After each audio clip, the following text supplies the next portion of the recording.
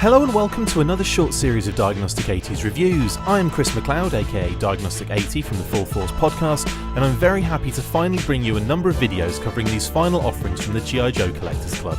I got my delivery earlier today and wasted no time in unboxing and filming so that I could show off these cool toys.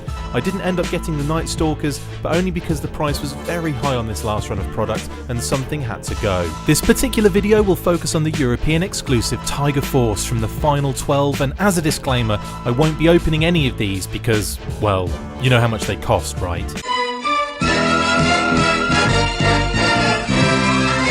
I have to be honest, I never thought I would see the day when the Euro Tiger Force all existed in the modern format. That day is today.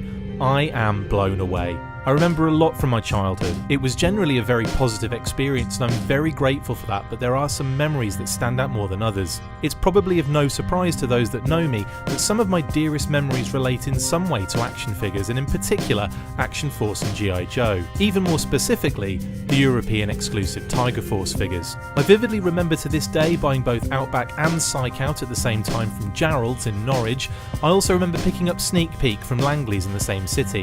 In fact, it's very weird that I can do this, but I can remember where I bought or was gifted an Action Force or G.I. Joe figure or vehicle in every instance when I was younger. I struggle to remember where I bought a Joe figure last week now, but as soon as I see a particular character that I had as a child, I'm instantly transported to that moment in time when I grabbed it from a shelf or peg, held it lovingly, and then gave it to mum or dad to deal with the monetary transaction. This affliction is particularly strong when the Euro Tiger Force are involved, and one of the main reasons I love them so much.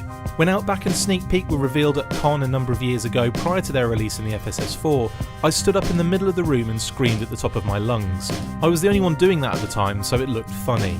Likewise, when these remaining Tiger Force decos were revealed for the final 12 at the last JoeCon ever in Chattanooga, I went one better and ran around the room screaming and even kissed a number of club staff on the stage. So we got him here, and there's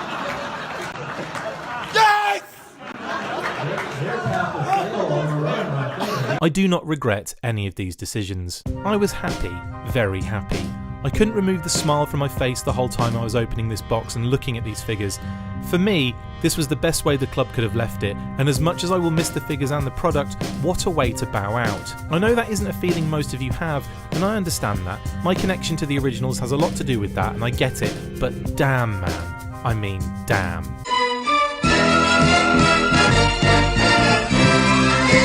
Starting with Tunnel Rat, the club went with the Renegades version for this repaint, which on the surface is probably a better figure than the 25th version, but for the Tiger Force repaint I'm not sure if it translates as well. Thankfully, the deco is on point and totally awesome, with more colours than most rainbows. It's funny that they made his face paint look like whiskers, which has to be a club thing because the original had a more haphazard and sporadic face paint layout. The more I look at them together, the more I like the decision to use this base figure. The pouches on the thighs are a little jarring and unnecessary, but overall the deco is perfect. The orange and tiger stripe bandana, red shirt, blue trousers with black tiger stripes, yellow neckerchief, blue gloves, it's all there and in perfect working order. He gets one flashlight, that massive machine gun with sight and bipod, his green satchel, pistol for the chest holster, bandolier across his chest, separate ammo belt for feeding into the machine gun, and his figure stand. He really needs his backpack in my opinion, and that is something that could have been rectified easily.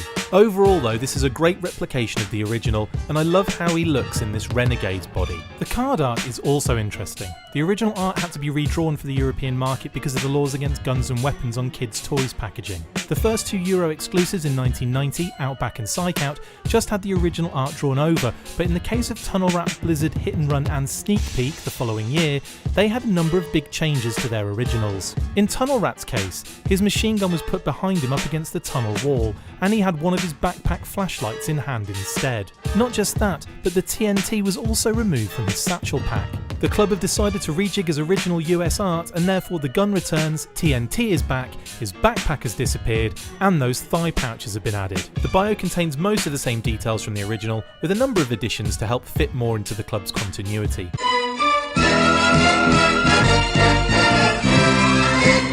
Psych Out was definitely one I was looking forward to seeing. An odd favourite of mine growing up, the original had some wild deco choices as well as completely different colour hair to his first figure. This is something that makes me chuckle to myself. The thought of the higher-ups telling him that he's in the new team but he has to replicate the exact uniform he already wears just in a different colour and design. Oh, and he has to dye his hair black. I mean, that's hilarious, isn't it? The club got around the same problem with Outback's sudden white hair by using him in the Compound Z storyline that had him bitten by zombies. He was cured, but the resulting scenario made his hair stay white, a rather inspired way of dealing with that issue. Psych Out, however, doesn't get the same treatment. Even so, this figure is gorgeous. I love the Night Force version, I love the original Deco version, and now I love this version. They can't go wrong with him in my eyes, and that repurposed Adam Rich's art is the bomb. Beautiful work, and he's up there as one of my faves in the modern line now too.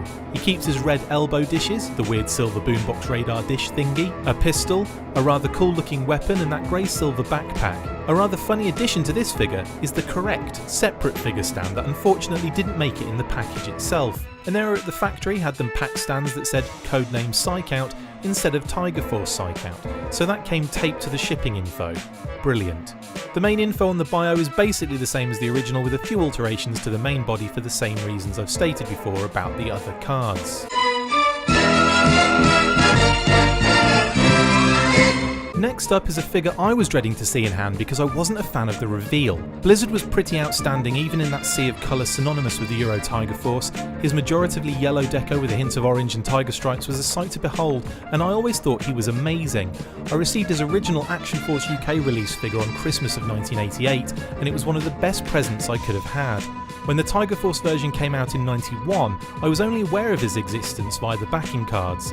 It wasn't until much later on when I found him in a lot of figures in a charity shop that I was able to purchase him and have been infatuated ever since. The original is just so striking that I was afraid they wouldn't be able to do a good enough job without a huge amount of new tooling, and I was sort of right. The reveal didn't hit home for me at all, and it got me very down. That is, however, until I got him in hand today. I am completely turned around. He is fantastic.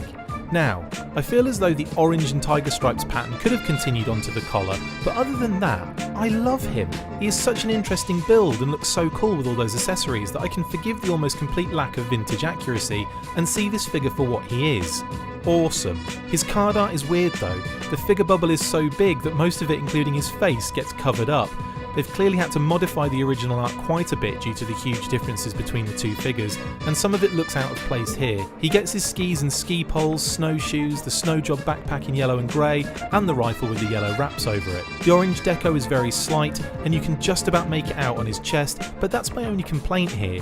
He looks great, and that head sculpt isn't as offensively Robert Airborne 6 or Scoop as I initially thought it would be. The yellow deco with the silver visor goes a long way to change that for me, and I like it. Interestingly enough, the bio differs massively due to the fact that they keep the US release name and birthplace when in actual fact he's Gottlieb von Trapp from Leipzig, Austria, instead of Gregory M. Natali from Wolfboro, New Hampshire. That's not the same for every Euro TF figure due to the different release dates and other random corporate decisions, but certainly in this and the next figure's case, it is. The original Hit and Run has to be one of my favourite characters in the Action Force and G.I. Joe universe. Sorry Justin Bell, I'm not copying you, I swear. He is just the complete soldier. He looks like he's always ready to go. He is covered in camo paint, he came with some really cool accessories and even had an interesting backstory fleshed out in his bio. It seems like all the cool aspects were removed from Tiger Force Hit and Run, yet I love this version even more. Camo paint completely removed, orange helmet with tiger stripes and goggles you can't use, blue shirt with orange and tiger stripe harness and camo trousers because you don't want the enemy seeing your bottom half at any point now, do you? All joking aside, I really do love this figure, and that love is only increased when you take all of those ridiculous attributes into consideration. The club have done the best they could with the modern version, and due to some elements not exactly matching the original, there were a few major differences. The harness on the original figure is just not practical. The most recent versions of Hit and Run have made him far more realistic and clearly taken cues from actual climbing harnesses and gear to give him a more believable appearance. Because of that change, they lost that solid segment in the centre of the torso that allows the orange and tiger stripe pattern to be shown off. The newer harness just doesn't have the required surface area to achieve that effect, and as cool as it looks, slightly misses the mark in that regard. The other issue is that the original has zero face paint, which is quite a distinguishing feature, so to have this version covered in the stuff takes him a little further away from the original design. I get there was probably a decision made to add this due to the lack of stripes on the front of the harness, when in actual fact it just wasn't necessary. Really wish he could have gone without this time, but hey ho, he gets his gloves, and I don't mind that they aren't super long like the originals, who basically just had all the exposed flesh painted black, it would appear, but the shorter gloves are a nice touch, yet don't make it onto the art, which is odd. The card art is also a bit of a shame. The original art followed the pose from the first release Hit and Run, but was actually quite different indeed. Due to the certain laws in Europe, the card art wasn't allowed to depict the use of guns, so they had to be held in less threatening ways or be disregarded altogether. In most cases with the Euro Tiger Force, the weapons were placed in the background, held by the strap over the shoulder, or held by different parts like the butt or barrel, with the only exception being Outback and Psych Out, who came out the year prior to these changes happening. As long as they weren't shooting them or holding the trigger, you were okay. This led to the commission of brand new art, and we got some beauties, including this Hit and Run art that was completely ignored for this rather poor version that was used on the back of the Assault on Cobra Island 7-pack in 2009, which was just recoloured to reflect the new Tiger Force release. That really feels like an opportunity missed here. He comes with some awesome accessories of course, the harness and backpack in that orange and tiger stripe deco, the black duffel bag, the green grappling hook and climbing pickaxe, the removable helmet and removable goggles, and that kick rifle, and he's complete. The bio differs yet again, and instead of Brian Scott from Basel and Essex, we get the US release Brent Scott from Sioux City, Iowa. Either way, I'm still in love with this guy, even though I cosplayed as the original version at Assembly Required. Full force. Despite some shortcomings in this and the other figures, I still feel great about their inclusion in this final 12. They all impressed me in hand, and even changed my mind in some cases. Hit and Run works so well with this build that I can forgive those minor indiscretions that take it away from the original character, and instead allow this new version to come to the forefront. I will absolutely cherish these, and we'll have to wait until Roma Collectibles get a few loose versions under $1 trillion so I can actually enjoy them the proper way, by taking provocative pictures of them with me in the nude. Thanks for watching, I hope you enjoyed this short series. Stay tuned for more reviews in the near future, keep it locked and sub to my channel, and always remember to make your decos as ridiculous as the Euro Tiger Force.